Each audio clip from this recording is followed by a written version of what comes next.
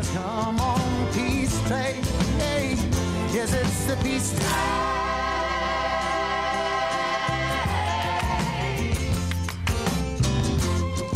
Okay, welcome at the show, 24 minutes after 7. Great to have you along today. Now, the housing crisis is a man-made disaster of our own doing, and our election campaigns are the strangest that he's ever seen. Executive Director of the New Zealand Initiative, Oliver Hartwich, has outlined the key issues for 2017 and what he wants to see from the next government. He doesn't want to see all sorts of books released about dirty politics and things. He wants to talk about policy. So we've got him on the program. Oliver, nice to have you along this morning.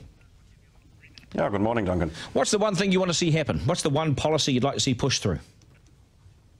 Well, first of all, I would really like to see a proper election campaign. I think elections should be festivals of democracy when the country comes together to discuss its future.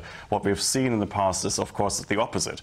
We've had election campaigns dominated by sideshows, by Kim.com, by the next Nikki Hager book, by T-tapes. And I think it is time that the country actually has a proper debate about its future, and that's why we produced Manifesto 2017, which brings together some practical ideas for the future of this country. OK, the housing market, you've talked about it being scandalous. You've talked about the housing market being unaffordable for people. What would you do? What's the one thing that we can change here? Well, it is time to realise it is a man-made disaster because we're using less than 1% of New Zealand for development, yet we have the most expensive houses in the developed world. And therefore we just have to solve this problem by releasing more land for development, by making it easier to build and supply the market with the houses the country needs. That means perhaps getting rid of the IMA, but definitely getting rid of height and density controls, abolishing the rural-urban boundary, and just making it easier for councils to finance the infrastructure that we need to make this new housing development happen. You know, Oliver, we've spoken about opening up more land for housing for a number of years now. Nobody's done it. We talk and talk and talk, and the prices go up and up and up. I can see why New Zealanders are frustrated about this.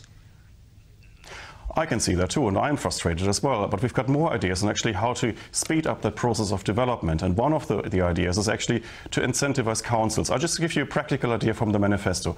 What would happen if we gave councils the GST on new housing development? Well, I can tell you what would happen. They would just try to build as much as possible because they would want to capture that.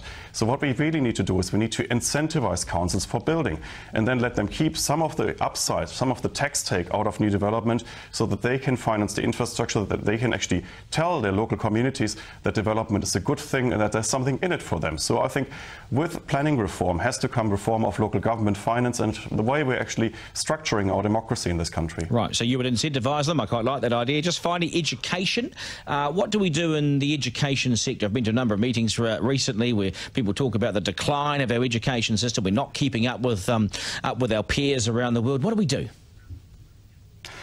Well, there is a decline in the education system, and all international comparative studies show that we've got massive problems in science, in reading, in maths, and we've seen some dramatic declines over the past decade. We also know, of course, that it still matters where you're from. Your ethnic background, your socio-economic background matters. So basically, it is the social position of your parents that determines your chances of success in schools. So we have to fix that because we think every child in a New Zealand school, no matter where they're from, deserves a good education, a world-class education. So we actually have to find better teachers. We have to manage our schools better. We have to turn these failing schools around, and sometimes it might even mean shutting down a school that simply doesn't perform for its students for a long period of time. Oliver, hey, we'll leave it there. Appreciate your time on the program. Daunting, aren't they, some of the sizes of these issues?